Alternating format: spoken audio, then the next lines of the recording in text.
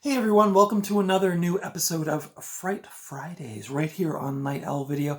Today I am talking about the 2013 film The Purge, which you may argue is really not a horror movie, but it is pretty horrific and it is kind of thrilling, so I decided to do that for this one.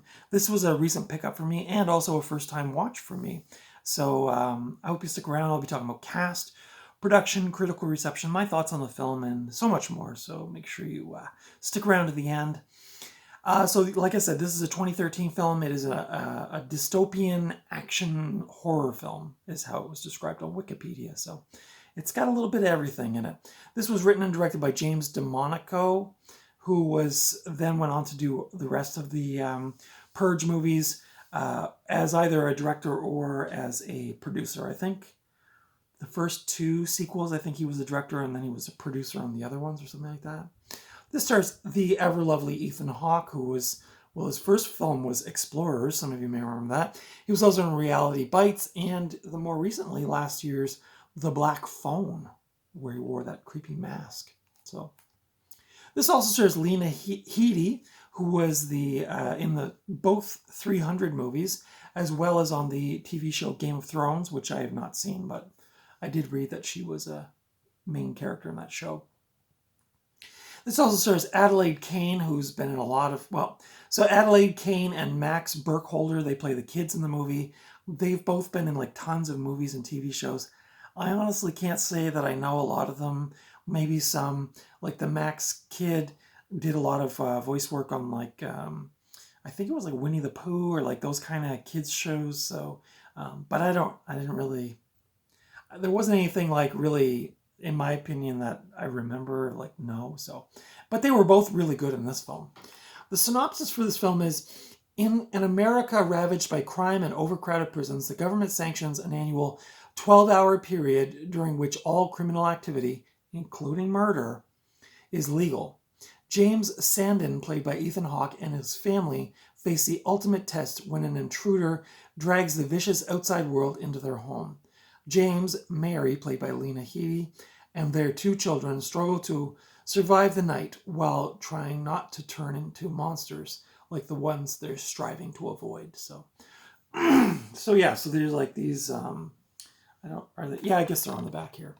So, once a year for like a 12-hour period, people can go around and commit crimes, and they don't get charged, and so that includes murder. And so these people put on these really creepy masks, and they go around. There's the masks up closer there. They're quite creepy looking. But anyway, so the family's there. They're in lockdown. They're prepared for the 12 hours. They live in kind of a richy neighborhood, and they have these big, gates that are not gates, but like the windows are covered by these like steel walls, basically. And they're like, okay, we're going to hunker down for the 12 hours. Nobody's getting in. And then the little boy is watching on one of the outside cameras, and he sees this guy screaming for help and like, let me in and blah, blah, blah. So anyway, the little kid lets this guy into the house. But unbeknownst to them, these people, these weird serial killer type people, are hunting that guy. Because that guy is a homeless guy. And because they can go and kill them on this night, these people decide they're hunting this guy and they want him back. So they threaten Ethan Hawke's family and say, like, if you don't give us that guy, we're going to break in and kill all of you. So there's this kind of like cat and mouse thing going on. It's pretty intense. Again, this was a first watch for me. I really didn't know much about it. I knew the general premise, but I really didn't know much about it. So this was kind of an intense watch. I'm not going to lie. So The Purge premiered at the Stanley Film Festival on May 7th of 2013, and Universal Pictures theatrically released it in the United States on June 7th of 2013. The film grossed an $89 million box office against a $3 million budget, so it was a big hit when it came out.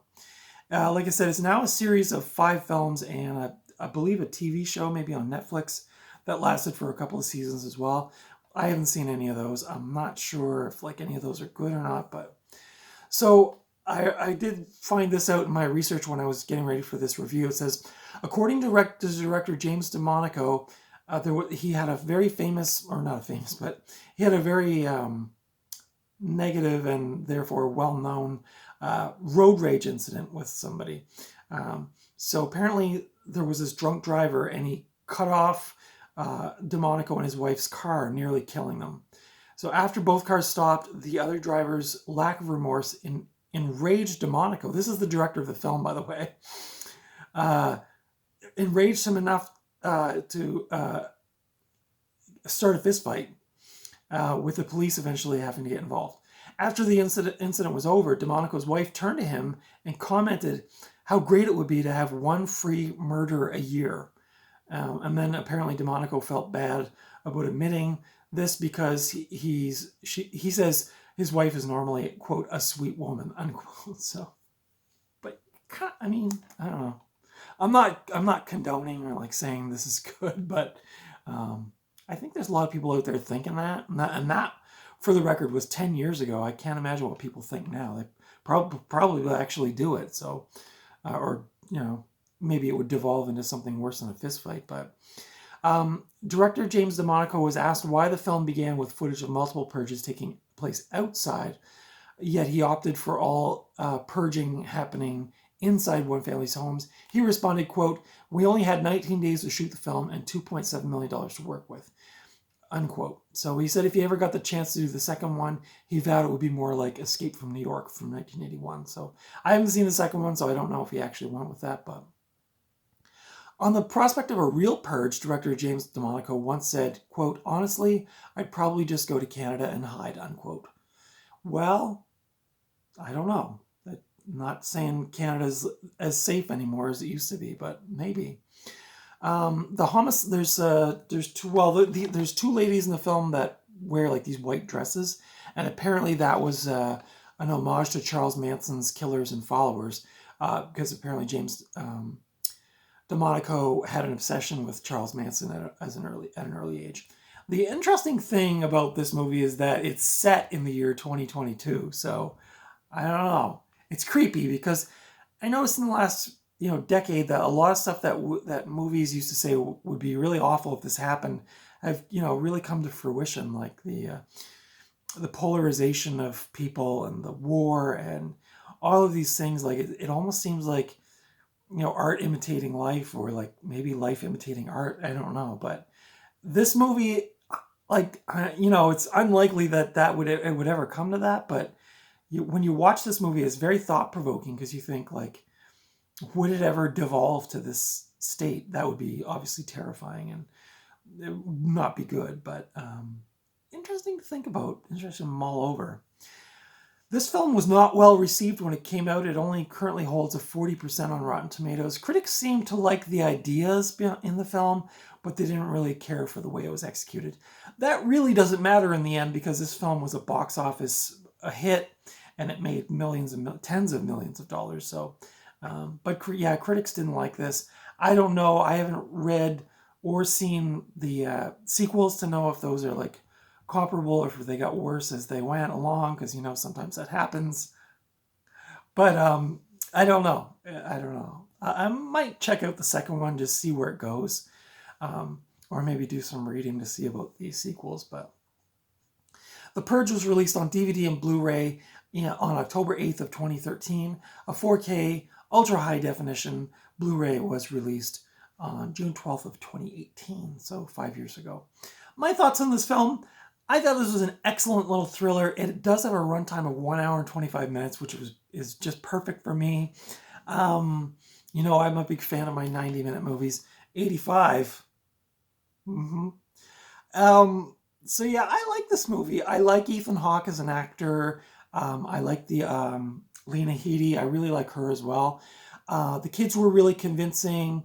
The violence was at times pretty extreme, but no, I wouldn't say over the top.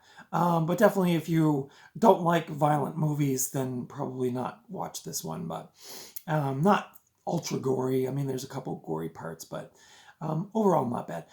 The premise of the movie was cool. I think it was executed fairly well. I mean, it's a fairly simple plot. I don't know what the critics' problems were with how it was delivered, but I thought this was an enjoyable thriller. If you like those kind of dystopian horror thrillers, then you're probably going to like this one. If you don't like that kind of thing, if you don't like ultraviolence and scary, weird people standing outside your door looking into your home security network, then cameras, then probably don't watch this. But as far as home invasion movies, I would say this is probably, you know, up there for me in my top 20. I thought it did a pretty good version of home invasion, and like I said, the masks were really creepy. The way that these people kind of like snuck up on the house, and like, you know, the little kids watching them walk down the street like through the security cameras on the front of their house, like it just had this real spooky atmosphere to it. And you know, like I said, you could almost imagine this happening, and like that would be really terrifying. So I think this captures that quite well. Yeah, so I don't know, I would give this a 3.5 out of 5. You know, it's not mind-blowing, but it's definitely like a solid little thriller. And yeah, I liked it. Like I said, the acting was great. The kids' acting was really convincing.